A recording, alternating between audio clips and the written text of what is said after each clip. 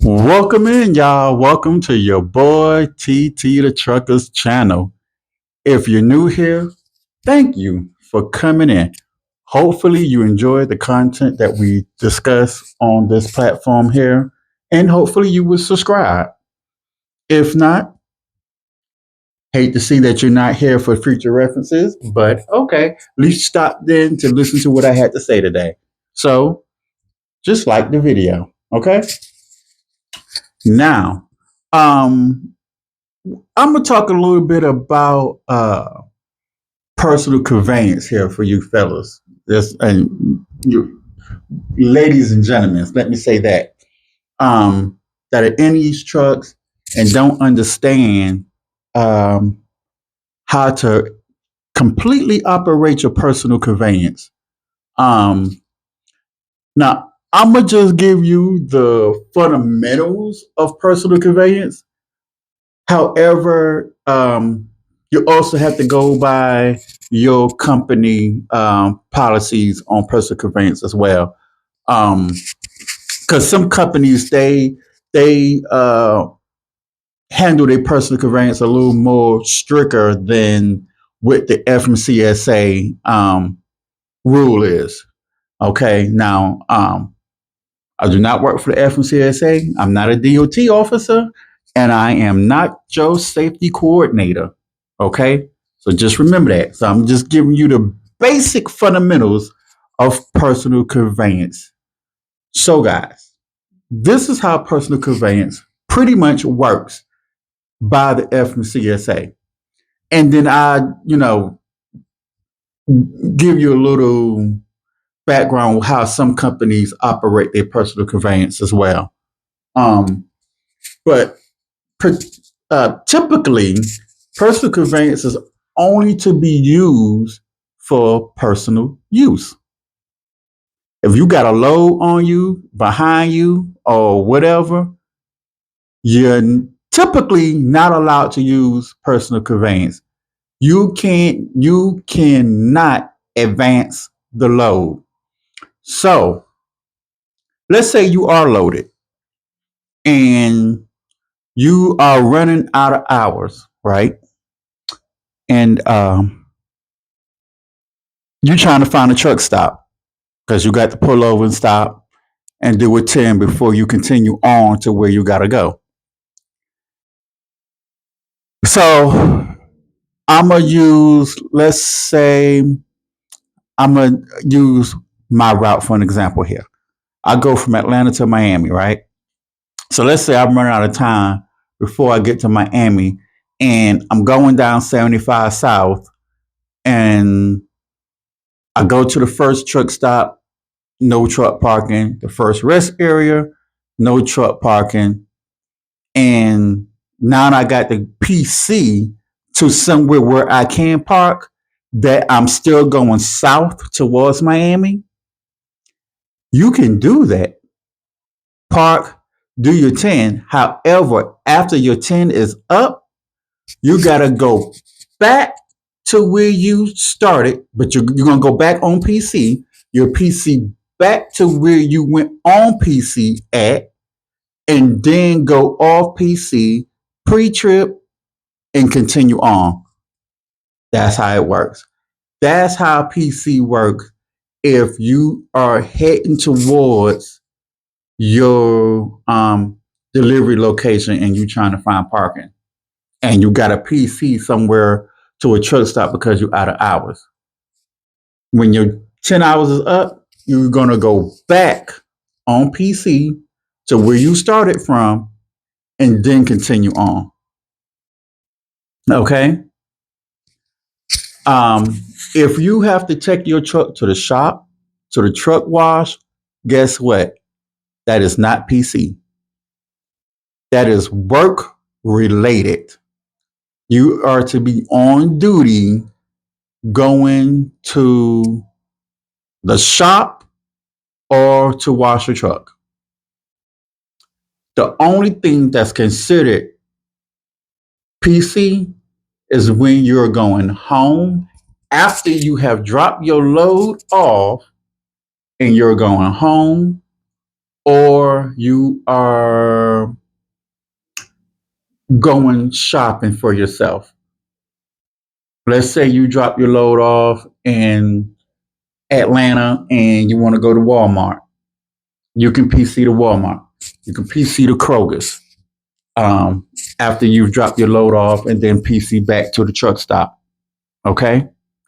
Those are the things that you can use PC for. You cannot use PC if it advances the load to where you're going. You just can't. After you are empty, you made it to where you at, they took forever to offload you, right? And now you out of hours, and they tell you, you can't park there. You got to go after you offloaded. You ain't got no hours. So now you got a PC to a truck stop. You can do that. However, after your 10-hour break is up, you PC back to where you started your PC, then go on duty and move to the next load. Okay? That's how that works. If you get offloaded and now you offloaded, you got time on your clock, you don't know where you're picking up your next load, you waiting on dispatch, then you are going to move to the truck stop on duty, drive time.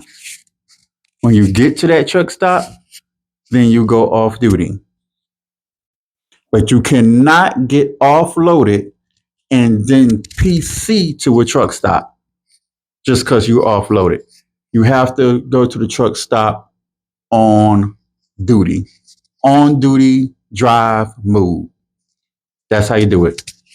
Now, with my company, we can, after by the FMCSA, after you have dropped your load, you completely empty, you drop your load, and now you're going on home time, you can PC. If you're in your city, you can PC home. Because that's what I thought I could do. But then my company said, well, no, you cannot PC home because if you're in Atlanta, you drop your load and you are going to the terminal. Well, of course, I pick my next load up at the terminal. So I cannot get offloaded and PC to the terminal where I drop my truck off because that's me advancing myself to the next load, which even though I may go on home time for 34 hours, I PC to the terminal where I will pick up my next load. Cannot do that because you are advancing yourself to where you're picking up your load at. So you have to on duty drive to the terminal where you're picking your load up at. That's how that works. So just letting you guys know, because I know a lot of y'all be confused about PC. Also, PC has no time limit. However, some companies do put a time limit on PC. Some companies only allow an hour a day. Some companies only allow an hour a week. That's up to your company. My companies don't have a limit on PC. So I can use PC as much as I want as long as I am empty and I am using it for personal use only. So all my loads is pretty much terminal to terminal, airport to airport. I leave Atlanta airport, I get to Miami airport. Once I'm done in Miami, off duty, and I can PC to Walmart to get me something to eat or whatever I need to do. PC to Kroger's, PC to Burger King, Pizza Hut, Domino's, and PC back to the terminal. You can do that. That's fine. You can use PC for that as long as you are empty and you have fulfilled all your obligational needs for that load and you're not doing anything. And you can PC from the terminal to Walmart because you're going to PC back to that terminal and go off duty. So you're going back to where you started your PC at. Remember, wherever you start personal conveyance is where you have to go back to the end personal conveyance.